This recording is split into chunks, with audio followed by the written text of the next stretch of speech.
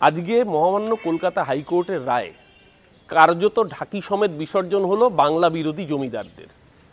এর আগে অভিজিৎ গাঙ্গুলি উনি বিচারপতি ছিলেন না বিজেপির দালাল ছিলেন আজকে পরিষ্কার। অভিজিৎ গাঙ্গুলি রায় দিয়েছিলেন ৩২,০০০ চাকরি খাওয়ার জন্য।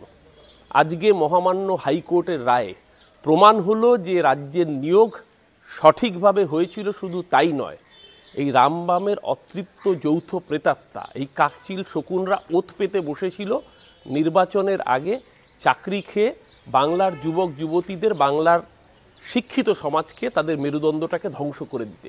মহামান্য হাইকোর্টের রায়ে আজকে পরিষ্কার হয়ে গেল যে বাংলা বিরোধী জমিদারদের চক্রান্ত ব্যর্থ করে মমতা বন্দ্যোপাধ্যায়ের সরকারের আমলে যে চাকরি পেয়েছিল সেই চাকরি সঠিকভাবে তারা পেয়েছিলেন। কিন্তু রাজ্যব্যাপী দীর্ঘদিন ধরে এই যে একটা পরিকল্পিত প্রোপাগান্ডা চালানো হচ্ছিল, এ রাজ্যে শিক্ষার মেরুদণ্ড ভেঙে দেওয়ার যে চেষ্টা করা হয়েছিল, আজকের মহামান্য হাইকোর্টের রায় সমস্ত চক্রান্তকে ধ্বংস করে এই অতৃপ্ত প্রেতাত্মাদের গালে থাপ্পড় মেরে বাংলার মানুষ আজকে প্রমাণ করল যে বাংলা উন্নয়নের পথে ছিল, আছে এবং আগামী দিনেও থাকবে।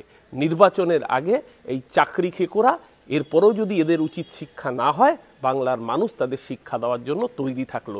যারা এতগুলো মানুষের চোখের জলের বিনিময়ে ভোট জিততে চেয়েছিল, বাংলার মানুষ তাদেরকে ক্ষমা করবে না।